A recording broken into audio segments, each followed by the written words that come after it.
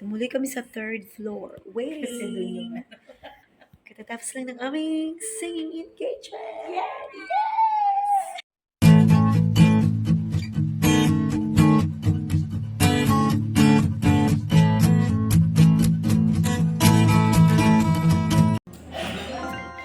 Ayun na nga guys, today is October 20, 2023, NCF Chairperson's Meeting. NCF meaning National Christian Young Adult Fellowship. So na-invite ang aming choir, ang Metropolis Chorale. Ayun, busy-busy kami dito guys. So hindi pa nag-start yung program. Meron pa kaming inintay na special guest. Kaya habang naghihintay, kukwentuhan muna kami dito. Eto, yan. Tumayo, yan ang aming conference minister, si CM Jules, si Mami Jules, kung tawagin namin, ang napakagaling na CM sa Metropolis Conference. So, kami lahat ay busy-busy dito, guys. Kaya, eto, inuubo pa ako dito. Pero kahit inuubo, go pa rin tayo sa tawag ng ministry. Kaya, enjoy! Tumuli kami sa third floor. Kasi dun Waiting. yung Katatapos lang ng aming singing engagement. National Museum. Live ba yan? Tag mo na lang ako, Tipper.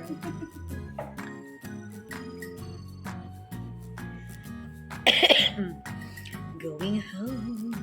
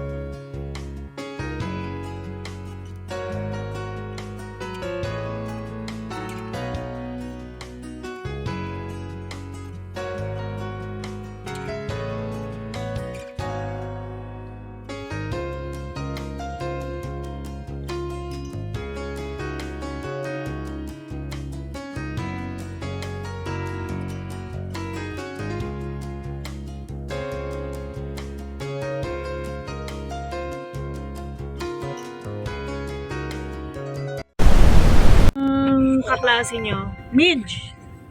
Midge! Message nyo. The next day, Good morning guys! Happy Sunday! Today is Sunday, October 21 na tayo. Time check 9:30 in the morning. Dito ako sa bahay ngayon. Today is Sunday. Hindi tayo nakapag-church kasi dapat meron kaming concert. Meron akong kakantahan this afternoon somewhere in Las Piñas. Kaya lang, sumama ang aking pakiramdam. Kagabi pa, asthma. Hinihika tayo guys. And wala tayong boses. Inuubo. Sobrang kapit ng phlegm. Medyo, alam mo yung parang hingal. Pagod ka. Hinihingal. So, need nating mag-rest. Need nating magpahinga muna para marami pa kasi tayong gagawin din. Next week, this week. Marami pa. So, nag-sub na lang muna sa akin yung mother ko since marunong naman siyang tumugtog ng piano, ng keyboard, marunong siya. So, siya na muna yung pumalit sa akin. And sina Sweetheart at yung aking dalawang bagets, umuwi muna sa kabila. Sa kabilang bahay kagabi dahil andun si kuya, walang kasama. So, ako na muna dito and then kailangan natin magsuob. Yan, dito na ako sa kwarto magsusuob. Pasensya naman sa itsura ng ating paligid.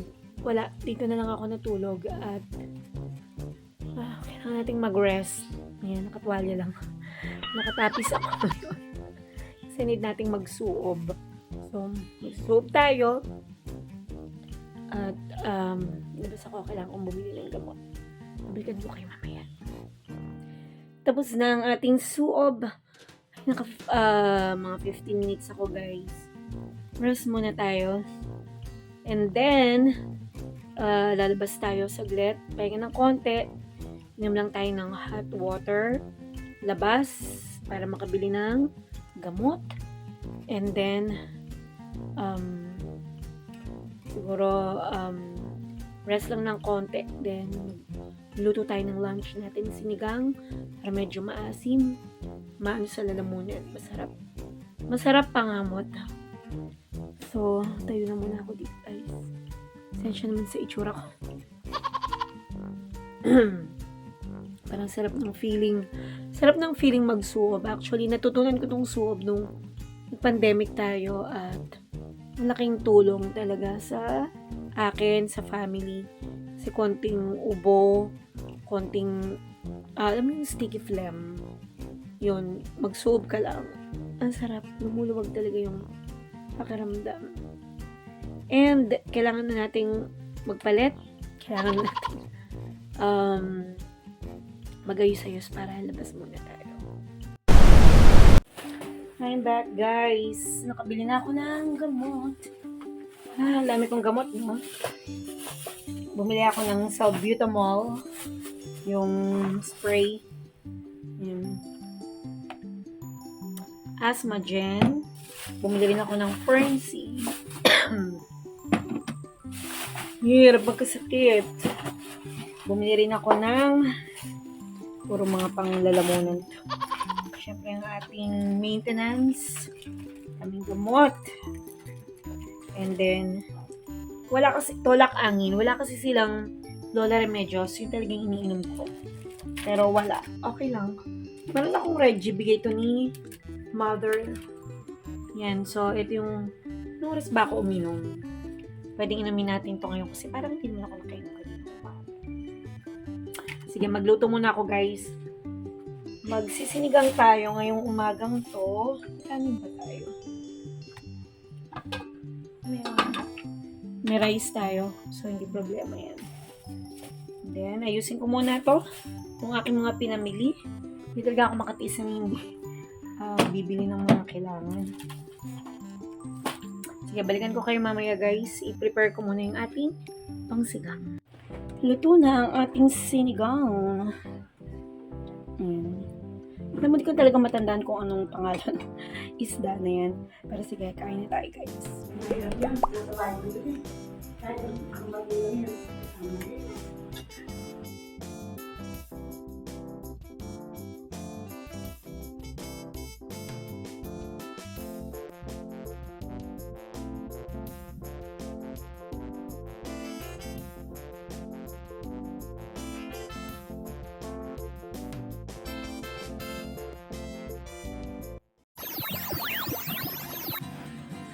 I'm back, guys. Recap muna tayo bago mag-end ang ating vlog ngayong gabing ito, October 20. Kung mapapansin niyo, yung mga naka-block kami. Kumunta yung aming choir, itong aking Metropolis Choral. So, excited kami kasi pang, ano na ata namin to, pang third na singing engagement. So, na-invite kami sa isang NCF, it's National Christian Young Adult Fellowship, na activity siya sa national. So, maraming umattend. It's parang chairperson's meeting. So, ito ay meeting o pag-uusap ng mga mahalagang tao. So, buong Pilipinas. So, hindi lang naman ito ang Metro Manila. So, napakamahalagang pagpupulong na masaya kasi invited ang choir na medyo bago pa kasi yung ating Metropolis Choral. So, yun yung ginawa namin no October 20, kung makikita nyo, ayan. Ipopost ko yung picture. So, masaya kami kasi ito ay aming pangatlong singing engagement. So, kumanta kami ng mga 3 songs na na-appreciate nila, natuwa naman sila, at excited pa kami sa mga susunod na singing engagement namin. October 20, actually, nilista ko siya, guys. October 21, ito, sinamahan namin si Bunso at yung pamangkin ko. Meron silang school parang meeting. Group activity. No? So, nakarating kami, guys, ng SM Bacoor, no, from Quezon City. Tumawid pa kami ng Cavite para lang ihatid ang aming dalawang alaga. Kasama ko si Sweetheart dito. Pero hindi ako masyadong nakapag-vlog kasi nga, nagmamadali na kami ng time na yun at feeling namin naliligaw kami kasi first time namin dumaan sa Cavitex. So akala namin ligaw na ligaw na kami. Kaya, hindi ko na naisipang mag-vlog. Mas nag-focus ako dun sa dadaanan namin. Diba? And third na nangyari dito sa ating vlog na ito, yung October 22, which is, eto na nga, nagkasakit ako guys. Nagsuob ako na, alam mo yun, parang hirap na hirap akong, parang mahihingal, hirap akong huminga. Siguro sa tindi ng ubo, sa tindi ng sipon, no? Sumakit na yung buong katawan ko. Kaya, meron akong kakantahan dapat ng day na yan. Actually, may concert ako kasamang iba pang aking ka-choir. No? Punta sana kami ng Las Piñas niyan. Kaya lang, sobrang napagod na ako. Sobrang hindi na ako nakapag-church. So, nag-rest na lang ako, nagsuob. So, nilaan ko yung isang araw ko na makapagpahinga. Yan. Yung time na yan, ako lang mag-isasabay. Yung asawa ko ay nandun sa kabilang bahay namin. So, yung mga anak ko nung time na yan, wala rin. Parang nasa church din sila. Or nandun sa kabilang bahay pala. Kaya, sobrang stress ako niyan, pagod. Pero, buhay nanay. Ito ang buhay ko, guys. So, magandang experience, magandang karanasan, no? Happy pa rin ako at masaya pa rin ako sa pagiging nanay. Tsaka hindi talaga, guys, biro maging isang nanay. Kasi, hindi lang naman sarili mo yung iisipin mo, no? Like ako, meron akong, syempre, bukod sa sarili ko, no? Kailangan talagang alagaan natin yung sarili natin, no? Kung may konting sakit, may konting nararamdaman, siguro mahalin natin kung ano yung ating yung health, no? So bigyan natin ito ng halaga, ng importansya. So mahirap maging isang nanay at kaya naman salute sa mga nanay dyan na nagtitiis at tsatsaga para buhayin lang ang kanilang pamilya, especially yung mabigyan lang ng magandang kinabukasan ng kanilang mga anak. So, ayan ay experience ko dahil yung bunso ko ay syempre high school. Nasa high school sila pareho. So, very challenging teenagers sila.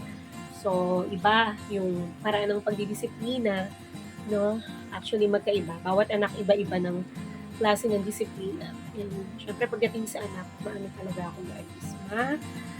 Mababaw ako. Madaling maglubag ang aking kalooban para sa mga anak. Yon. So, lahat ng pagod, feeling mo hindi mo kakayanin, kagaya ng pag-travel namin from Quezon City to Bacoor, may hatid lang ng mga batang yan kasi meron silang school project. So, magluluto sila. Parang group work lang naman yan. Pero, guys, Cavite pa. Ang pinuntahan namin, ang sinuong namin. So, ginabi na kami ng uwi. Kahit na, actually, doon siguro na-trigger yung ubo ko. No? Mas doon lumala. Kasi imbis na nag-rest ako, alam yun, kinalimutan ko muna yung sarili ko. At sinamahan ko yung aking anak. Pero hindi naman si Mr. Siya yung driver. Pero since hindi naman din talaga kabisado ni Mr. yung daan, kasi ilang months din siyang wala dito. So ako yung nag-iintindi talaga sa mga bata. At syempre, mas ako yung nandito. So, may nakakalabas dito. Kaya, sinamahan ko rin siya para hindi rin siya ma-stress, hindi siya mahirapan. Kaya, naging naman, fruitful naman ang araw niya. Natapos nila yung mga dapat nilang gawin. Nagawa natin ang ating mga dapat gawin. And, proud ako no, sa aking mga bagets. Na talagang ginagawa nila yung best nila sa kanilang pag-aaral. Lumalaki na nga talaga sila. And yun, natutuwa ako dito sa portion na to. Itong suggestion kasi ito ng aking mother dear. Sabi niya, bakit di mo lagyan ng recap yung vlog ko? Na i-share mo kung ano yung ginawa mo, ikwento mo kung ano yung ginawa mo from yung simula nung story, pakita mo lang, ikwento mo lang. Although napapanood nyo naman, pero syempre, iba pa rin yung nakikwento mo ng detalye. So yun, happy ako dahil nakapag-share ako bilang isang nanay. Sana ay na-inspire kayo na mahirap maging isang nanay, pero huwag tayong magsawa ng mga nanay na maraming challenges na dadaan sa buhay natin, maraming mga pagsubok, pero maging matatag tayo, mas lalong-lalo na para sa ating pamilya, especially sa ating mga anak. Kaya, thank you guys sa support. So, see you ulit guys. A few moments later.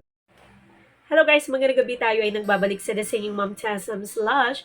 Hoy nanay, ngayong gabi guys, isang verse from Luke 11:4 ang gusto kong share sa inyo. Tang sabi dito, and forgive us our sins, for we ourselves also forgive everyone in debt to us. Have you heard the saying ba guys, na forgive and forget? Well, it's certainly easier said than done. It's easy to talk about forgiving somebody, but actually forgiving that person can be much harder to do. And when it comes to forgetting, forget it. Minsan kasi talaga napaka-imposibleng makalimutan natin yung taong nakasakit sa atin. But even if you can't forget, we can forgive. And that's exactly what God teaches us to do. Let's pray and ask God to help us be a kind and patient. And when a friend does something wrong, help us to do the right thing by offering forgiveness sooner rather than later. Alright, so from Luke 11:4, and forgive us our sins, for we ourselves also forgive everyone in debt to us. Thank you guys for your time. Thank you for watching the Singing Mom Tasm Slash. Boy Nanay, see you again tomorrow for another day of vlogging. Good night.